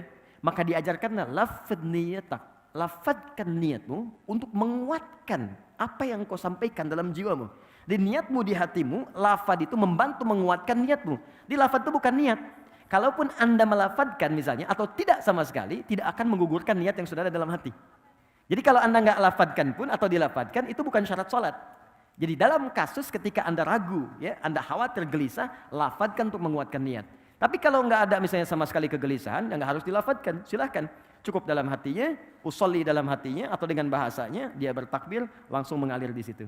Jadi ini pembahasan untuk meniatkan, melafadzkan niat, itu cukup di dalam hatinya, kecuali ada kegelisahan atau kekhawatiran, baru dia lafadzkan. Yang kedua, tentang doa. Doa itu dibagi 2. Ada yang dijaharkan, ada yang disirkan. Dijaharkan banyak doanya. Contoh Quran surah ke-40 ayat 60. Wa qala rabbukum ud'uni astajib lakum. Kata Allah, berdoa aku jawab. Bagaimana cara berdoanya? Ungkapkan, katakan. Quran surah 17 ayat 110. Qulidullah, sebut ya Allah. Awid'ur Rahman atau Ar-Rahman. Ayyamma tad'u falahul asmaul husna. Atau Anda punya kebutuhan tertentu, sebut nama Allah yang khusus. Misal, ya Allah lapangkan rezeki saya. Sebut ya Allah ya Razzaq. Mohon lapangkan rezeki saya. Anda pengen dimudahkan ilmu, ya Allah yang alim. Ajarkan anak saya pengetahuan. Nah, silahkan Anda ucapkan, boleh. Tapi ada kondisi tertentu yang doa itu cukup disampaikan di hati saja. Tidak perlu dilafadzkan. Contoh, saat Anda misalnya berwudu di tempat yang khusus. Nggak ada keran terbuka, adanya di toilet. Sedangkan di toilet itu nggak boleh kita melafadzkan kalimat-kalimat thayyibah, maka cukup dalam hati. Dalilnya Quran surah ke-7 ayat 205. Wadhkur rabbaka fi nafsika tadarruan wa khifatan wa dunal jahri minal qaul.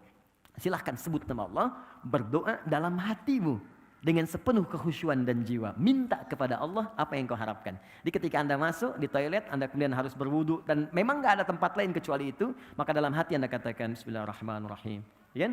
Terus Anda bacakan yang baik, setelah itu Anda berdoa dan sebagainya. Dalam hati, sah dilakukan. Ya Allah Ta'ala a'lam bissawab. Ya, Masya Allah. Doa dalam hati ini banyak yang jomblo sering lakukan ya. Teman-teman, ada lagi? Iwan dulu siapa? Banyak yang punya pertanyaan nih kayak di sini. Okay. Coba, mau kirim dulu, silakan. Boleh. Boleh nggak? Boleh. Ya, terima kasih pertanyaannya. Kita pindah. Belum. Ya, Assalamualaikum Ustaz. Assalamualaikum. Saya mau tanya, kalau kita lagi sholat kan suka nggak khusyuk, apalagi kalau jadi. Mungkin antum ya, saya nggak ikutan. Iya, saya Ustaz. Oke. Saya kalau sholat suka nggak khusyuk Ustaz. Oke. Apalagi kalau berjamaah, kadang bacaannya udah selesai duluan sebelum imam selesai. Terus kadang suka mikir yang aneh-aneh. Terus saya pernah dengar caranya itu kalau nggak salah mengucapkan a'udzubillahi minasyaitonirrajim terus kayak meludah 3 kali ke sebelah kiri Ustaz. Itu Terus istri sholat di kiri. enggak. Maksudnya ngeludahnya bukan yang gitu Ustaz. Nah itu saya pernah dengar, apakah benar atau bagaimana caranya kalau kita lagi nggak khusyuk pas lagi sholat Ustaz? Apakah kalau diulang lagi dari awal? Kan nggak mungkin Ustaz karena lagi jamaah. Baik. Terima kasih. Lu sholat di mana? Di masjid Pak. Gue gak bakal ikutan. Baik, jadi fikih sholat dijawab dengan hadis tentang sholat. Muamalah dijawab dengan dalil tentang muamalah. Jangan masalah sholat dijawab pakai dalil zakat. Masalah zakat dijawab pakai dalil sholat, itu tidak akan nyambung. Walaupun kadang-kadang kelihatan serupa. Jika ada kondisi dalam sholat yang membuat kita merasa seakan berubah dari kekhusyuan, maka ada tips langsung disampaikan oleh Allah dalam Al-Quran. Tipsnya di Quran surah kedua Al-Baqarah ayat 45 sampai 46. Kata Allah, "Wasta'inu bis-sabri was-shalah, wa innaha lakabiratun illa 'alal khashi'in." Jika Anda punya persoalan dalam hidup, maka terima dengan sabar. Karena bukan Anda saja yang punya masalah, kata Allah. Semua orang punya persoalan. Bahkan Nabi pun punya masalah. Anda sakit, Nabi Ayub sakit. Anda dijahili orang, bahkan Nabi Yunus dilemparkan dari perahunya sampai ditelan ikan paus.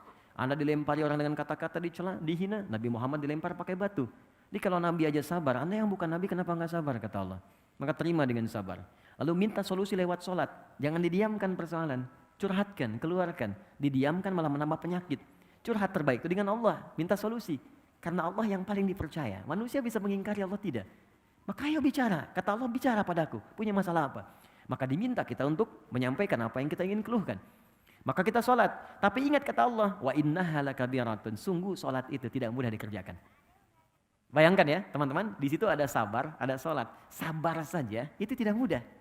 Tapi ketika sabar disandingkan dengan sholat, itu sabar itu nomor 2. Sholat paling tinggi dan sholat itu nggak mudah dilakukan kata Allah. Illa 'alal khashi'in, kecuali bagi orang khusyuk. Nah sekarang kita tanya, bagaimana cara khusyuk ya Allah supaya sholatnya enak? Ayat 46 ya. 1, alladzina yadhunnuna annahum mulaqu rabbihim. Orang sholat kalau ingin khusyuk, maka persiapannya dimulai sejak sebelum dia sholat. Di khusyuk itu ternyata tahap pertamanya bukan saat sholat, tapi sebelum sholat.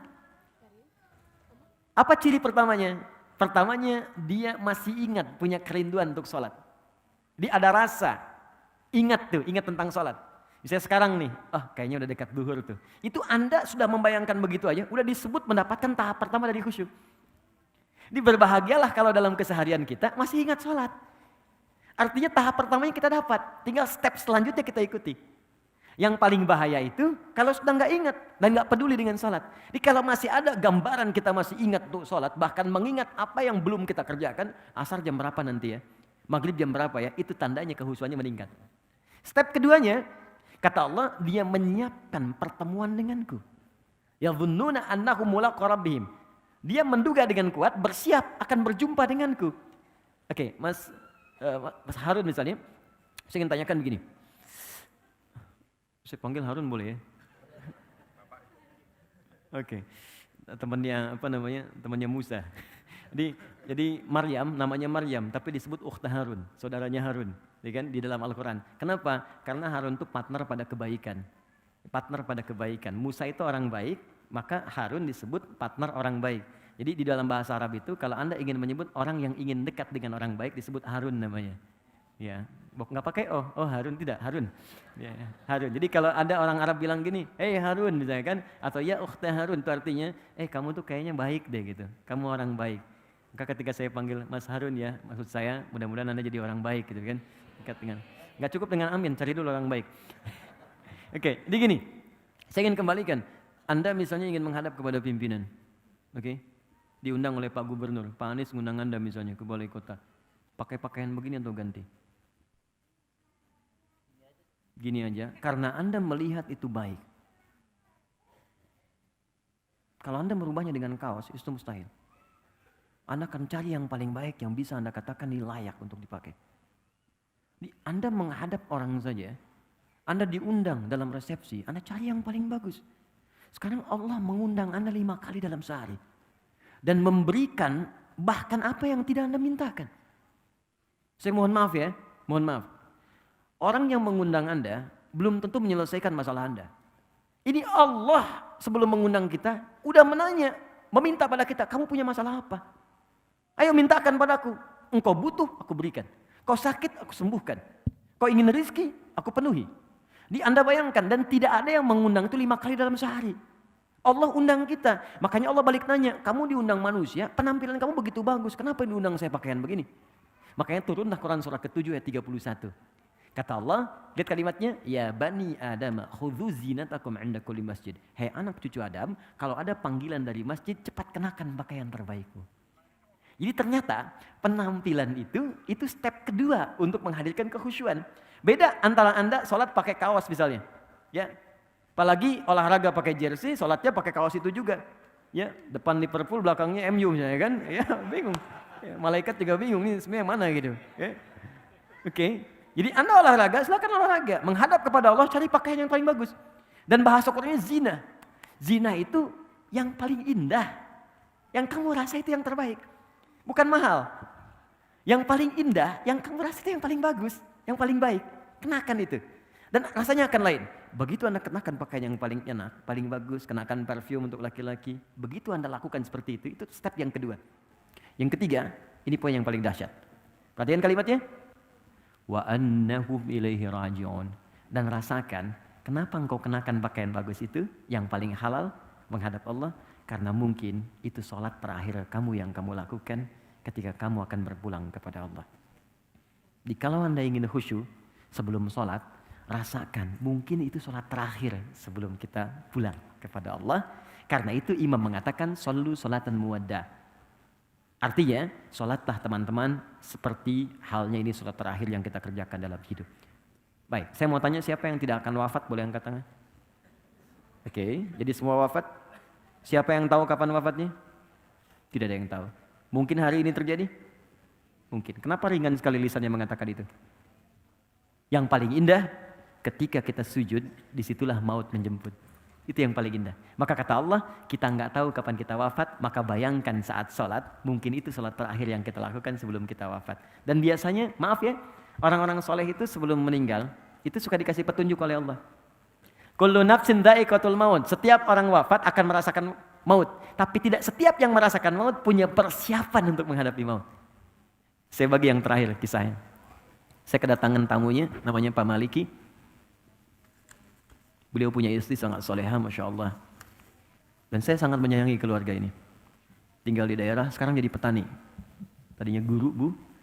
Punya anak di kampus. Anaknya memutuskan untuk berhenti kuliah. Untuk berbakti pada ibunya. Ibunya kena diabetes.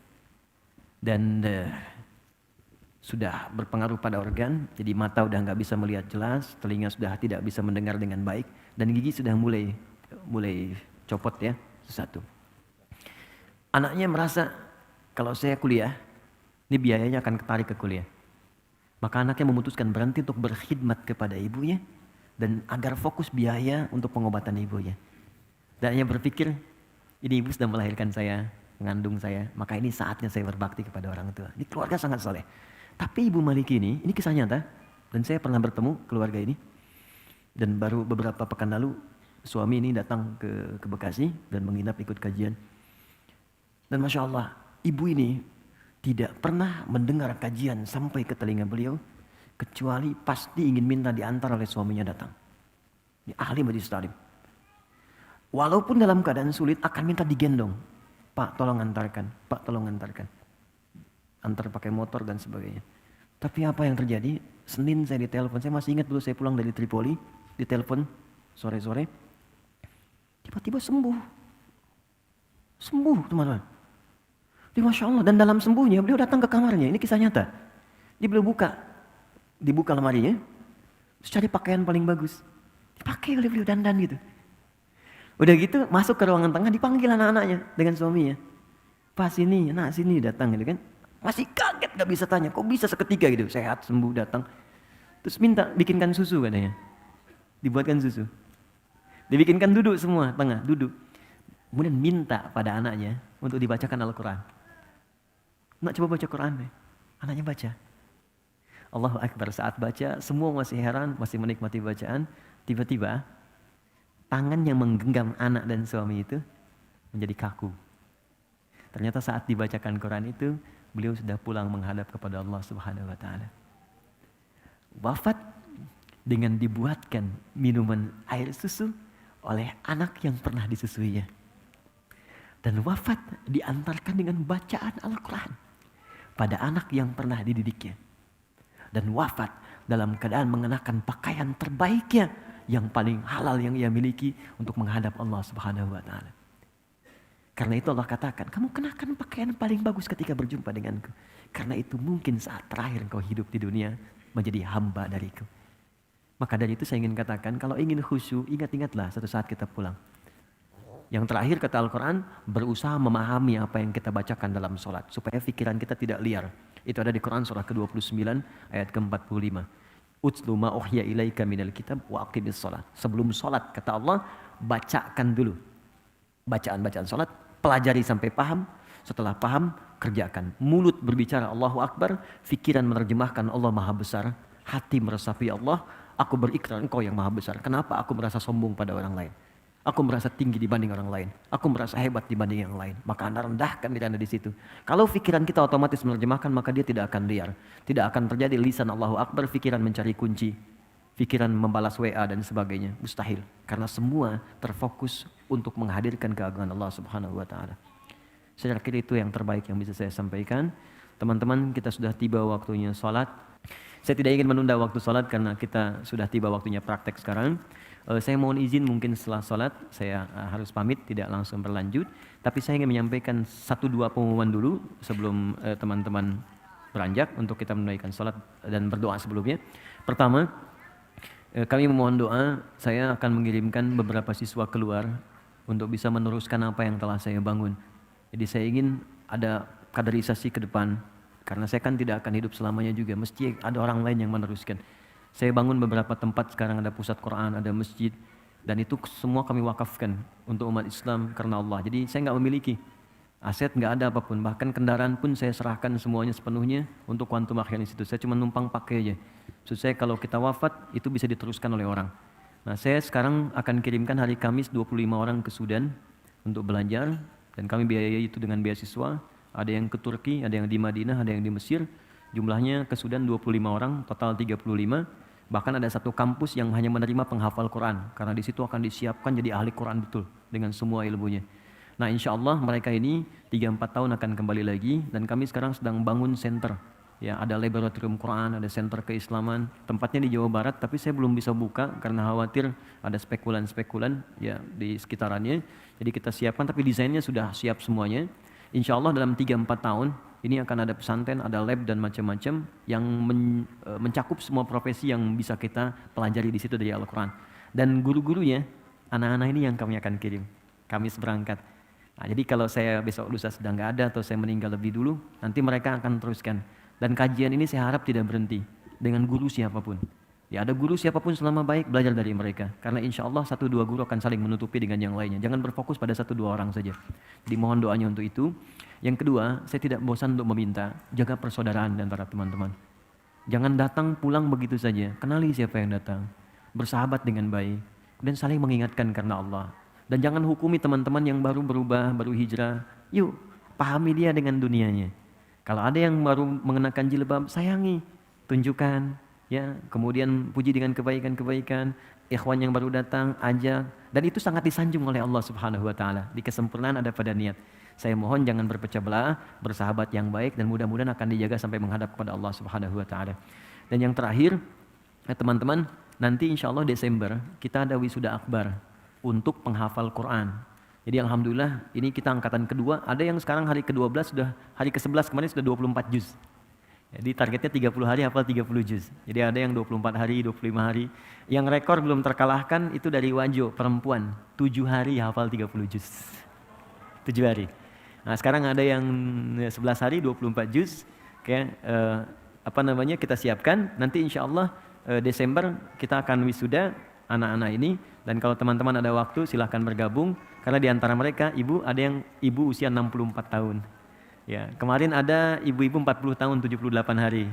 Ya, dan alhamdulillah mudah-mudahan maksimal. Nanti kalau teman-teman ada waktu silahkan kita bisa nikmati bagaimana mereka bisa share dengan nilai-nilai kebaikan.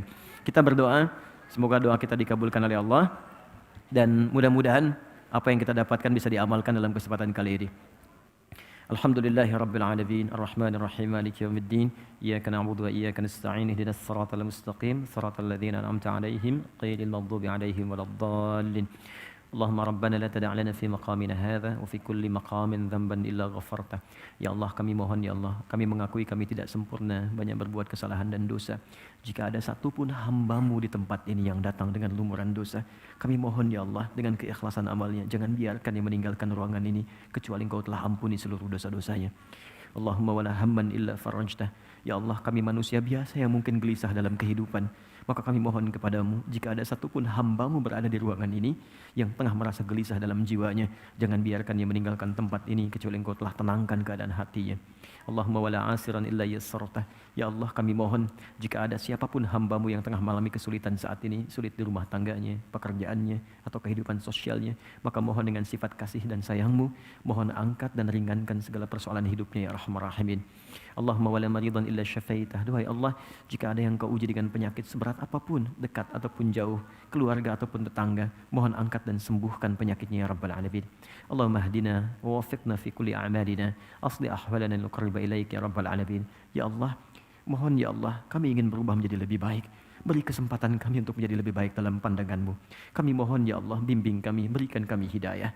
Jadikan hidup kami lebih baik daripada hari-hari sebelumnya. Tawaffana muslimin wa alhaqna bis salihin. Ya Allah, kami sadar kami akan wafat. Maka kami mohon ya Rabb, jangan sampai kami wafat kecuali menjadi hamba yang patuh kepada-Mu. Allah, jangan wafatkan kami dalam keadaan bermaksiat. Allahumma tubna ilaika taubatan nasuha. Ya Allah, kami mohon, kami ingin bertobat kepada-Mu dengan tobat yang benar. Mohon bimbing kepada kami, tunjukkan bagaimana cara kami bertobat dengan baik ya Arhamar Rahimin. Jauhkan kami dari pengaruh-pengaruh keburukan yang bisa merusak tobat kami di hadapan-Mu ya Rabb. Allahumma ya Arhamar Rahimin, idza kana hunalikal asad min jiwarina wa ailatina min aqribina wa ashabina idhim liyatubu ilaik ya Rabbal Alamin. Ya Allah, kami mohon jika ada kerabat kami, teman kami yang kami sayangi, keluarga kami, tetangga kami jauh atau dekat, kami mohon ya Allah, jika mereka masih jauh dari-Mu dan senang berbuat maksiat, mohon mereka kawan kami, mereka keluarga kami, jangan pisahkan kami di akhirat ya Allah. Bimbing mereka untuk bertobat sebelum mereka wafat ya Arhamar Rahimin. Sadarkan bahwa mereka akan berpulang kepadamu ya Rabbal Alamin. Allahumma ya Rabb, Allahumma ya Arhamar Rahimin, jami'na ma'ilatina ya Rabbal Alamin fi jannatika na'im ma'ar Rasulil Mustafa Muhammadin sallallahu alaihi wasallam. Ya Allah, kami mohon, kami merindukan perjumpaan dengan Rasulullah sallallahu alaihi wasallam yang tidak kami tatap di dunia, yang tidak kami lihat di mimpi. Maka kami mohon ya Allah, jika kelak Engkau hendaki kami masuk ke dalam surga, pertemukan kami dengan Rasulullah sallallahu alaihi wasallam bersama ayah ibu kami ya Allah, anak cucu kami, kerabat kami, tetangga kami, dengan orang-orang soleh yang Engkau ridai. Allahumma ya Arhamar Rahimin, inna nas'aluka khaira ma sa'alaka Rasulukal Mustafa Muhammad sallallahu alaihi wasallam wa na'udzubika min kulli ma sta'adha bika anhu Rasulukal Mustafa Muhammad sallallahu alaihi wasallam waj'al baqiyat hayatina hayatan thayyibah. Ya Allah, kami mohon jika memang kami masih ada peluang untuk hidup pada lembaran hari-hari ke depan, maka mohon jadikan sisa hidup kami sisa hidup yang lebih baik dari sebelumnya.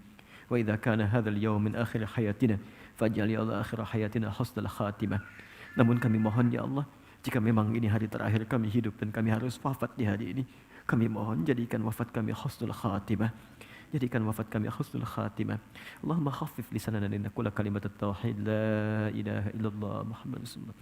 Ya Allah, kami mohon ringankan lisan kami dalam sakaratul maut kami untuk mengucapkan kalimat tauhid la ilaha illallah Muhammadur Rasulullah.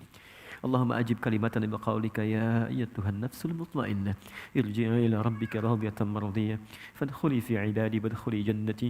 Ya Allah, kami mohon jawab ya Allah kalimat kami dengan panggilan-Mu yang indah. Hei jiwa-jiwa yang tenang, saatnya kamu pulang. Aku ridha dengan amalmu dan Engkau pun akan ridha dengan pemberianku. Cepat pulang, aku siapkan surga untukmu. Engkau akan jadi hamba-Ku yang aku nilai saleh dalam kehidupanmu. Allahumma ya Rabb, laqad asayna walidina wa asayna ya Allah azwajana wa asayna auladana wa dhurriyyatana. Allahumma tubna ilaika arhamar rahimin. Ya Allah, kami telah berbuat maksiat yang tak terlukiskan bahkan kepada kedua orang tua kami. Ya Allah, kepada suami istri kami. Ya Allah, kepada anak-anak kami, tetangga kami. Jika mereka masih hidup, ya Allah, berikan kami kesempatan untuk memohon maaf kepada keduanya. Jika mereka telah wafat, bimbing kami untuk beramal soleh agar memberikan cahaya bagi keduanya. Allahumma, kami mohon ampun jika memang kesalahan di anak-anak kami karena dosa kami. Engkau sayang terhubung di keluarga kami karena perbuatan kami, maka mohon ampuni dosa-dosa kami ya arhamar rahimin. Allahumma laqad da'awnaka kama amartana fa'ajib du'ana kama wa'adtana. Ya Allah, Engkau perintahkan kami datang untuk belajar. Engkau perintahkan kami berdoa, kami mohon dengan segala air mata yang mengalir. Dan Engkau berjanji untuk mengabulkan doa kami. Kami telah tunaikan doa kami. Kami telah belajar seperti apa yang Engkau perintahkan, maka mohon kabulkan seperti apa yang telah Engkau janjikan. Ya Allah, jika dengan semua ini belum sanggup dan belum mampu mengabulkan apa yang telah Engkau janjikan, maka mohon tunjukkan pada kami dengan saat ini seperti apa lagi kami mesti memohon kepadamu agar Engkau kabulkan apa yang kami mohonkan. Allahumma rabbana atina fid dunya hasanah wa fil akhirati hasanah wa qina adzabannar. Bifadlika subhana rabbika rabbil izzati amma yasifun wa salamun alal mursalin. Subhanakallahumma wa bihamdika asyhadu an la ilaha illa anta astaghfiruka wa atubu ilaik wa akhiru da'wana alhamdulillahi rabbil alamin.